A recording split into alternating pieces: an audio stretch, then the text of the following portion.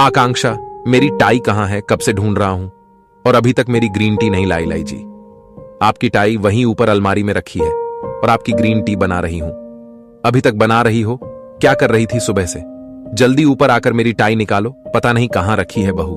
बेटा, मेरी चाय कहां है? आज बिना चाय के अखबार पढ़नी पड़ेगी क्या? अभी लाई पिताजी। यह है हमारी आकांक्षा, जिसका घर रोज सुबह सुबह किसी लड़ाई के मैदान से कम नहीं होता। मानसी जी। आकांक्षा की सास की तबीयत जब से ज्यादा खराब रहने लगी, तब से घर की सारी जिम्मेदारियां आकांक्षा के ऊपर आ गई। बच्चा भी अभी छोटा, सिर्फ 1 साल का है, तो उसकी देखभाल, घर के सारे काम, मानसी जी की देखभाल, समय पर दवाइयां, समय पर खाना और यहां तक कि बाजार से सामान लाने की जिम्मेदारी भी आकांक्षा की ही है। बहू, दूध का बर्तन देना, जरा तो दूध वाला आया है, मैं ले लेती हूं। अरे मां, आप क्यों उठकर आई? मैं जा ही रही थी लेने। आप चलिए कमरे में आराम करिए, मैं ले लूंगी। मानसी जी को रसोई में आया देख आकांक्षा ने कहा, मानसी जी हार्ट पेशेंट है और अभी कुछ दिनों पहले ही उन्हें हार्ट अटैक आया था, तो डॉक्टर ने ज्यादा से ज्यादा आराम करने के लिए कहा है। इसलिए मानसी जी पहले की तरह आकांक्षा की मदद भी नहीं कर पाती है। आकांक्षा जब देव से शादी करके आई तो मानसी जी से हमेशा डरी डरी रहती थी, लेकिन मानसी जी के हंसमुख और सौम्य स्वभाव के कारण आकांक्षा का सास के प्रति डर खत्म हो गया और उसकी जगह प्रेम और मित्रता ने ले ली। आकांक्षा और मानसी जी सास बहू कम और सहेलियां ज्यादा लगती थीं। मां, आप बस राज को थोड़ी देर संभाल लीजिए, मैं सब देख लूंगी। आकांक्षा ने बच्चा मानसी जी को देते हुए कहा और फिर भाग भाग कर सारे काम खत्म किए। देव, आकांक्षा का पति, ऑफिस। पिताजी टहलने और अपने मित्रों से मिलने चले गए। आकांक्षा अपनी चाय का कप लेकर मानसी जी के कमरे में आ गई। मां, राज सो गया क्या? हां बेटा, सो गया। बैठो तुम मेरे पास इधर। और यह सिर्फ चाय क्यों? तुम्हारा नाश्ता कहां है? मां, अभी कुछ खाने का मन नहीं है। सुन बेटा, शरीर को मशीन मत बना, थोड़ा खुद को भी 2 पल का समय दे। क्यों सबके पीछे इतना दौड़ती है?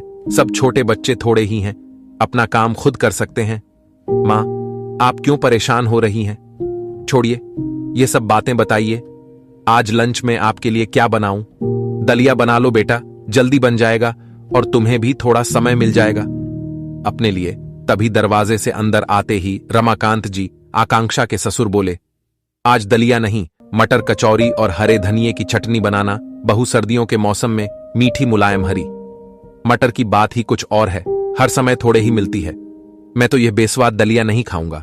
कोई बात नहीं पिताजी, आज आपको बेस्वाद दलिया नहीं, मटर की कचौरी और तीखी मीठी दोनों चटनी के साथ मिलेगी, कहकर आकांक्षा रसोई में चली जाती है।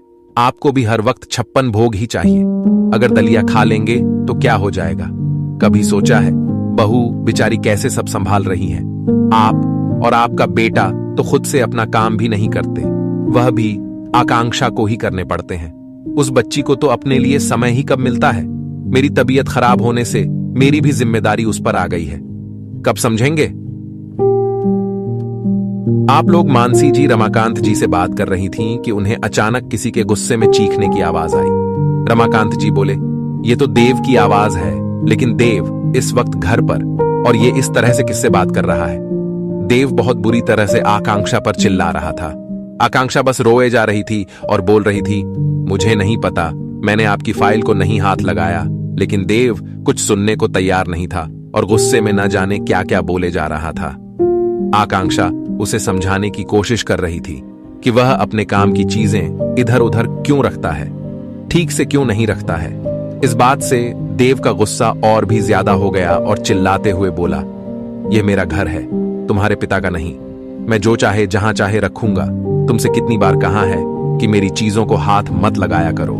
सही कहा बेटा, औरतों का तो कोई घर ही नहीं होता है। शादी के पहले पिता का और भाई का घर होता है, शादी के बाद पति का और बुढ़ापे में बेटे का। लड़कियों को जन्म लेते ही लोग सिखाने लगते हैं कि तुमको तो किसी और के घर जाना है, यह घर तुम्हारा अपना नहीं, तुम तो किसी और की अमानत हो। शादी के बाद किसी अनजान को अपना मान लेना और उसकी पसंद के हिसाब से रहना, उसके पसंद के कपड़े, उसकी पसंद का खाना सब अपना लेती है, सोती जागती भी किसी और के हिसाब से ही है। उसके हिस्से में तो कुछ पल का आराम भी नहीं है, सिर्फ दुख और दर्द। उसके अपने हैं और उसका अपना कुछ भी नहीं। यहां तक कि जिस घर के लिए वह दिन रात नहीं देखती, अपने आप को भूल जाती है।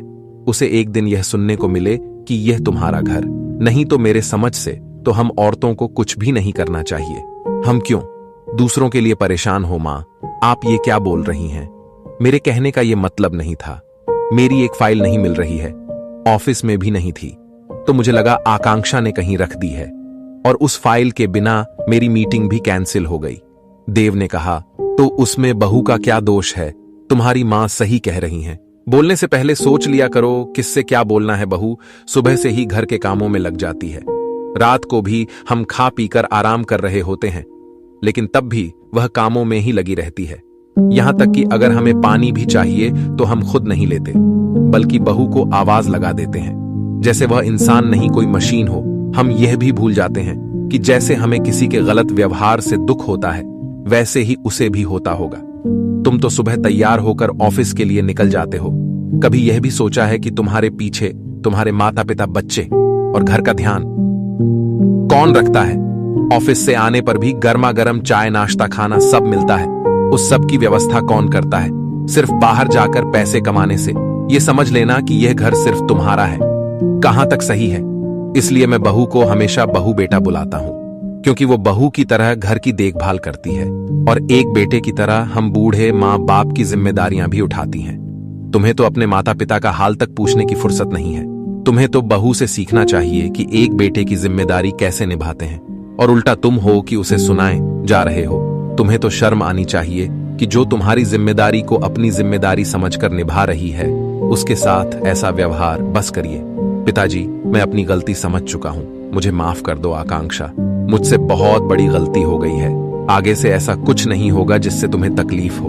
अब से मैं भी जितनी हो सके तुम्हारी मदद करूंगा, और इसकी शुरुआत आज से ही होगी, बल्कि अभी से ही होगी। आप सब लोग के लिए मैं अभी गर्मा गर्म अदरक वाली चाय बनाकर लाता हूं।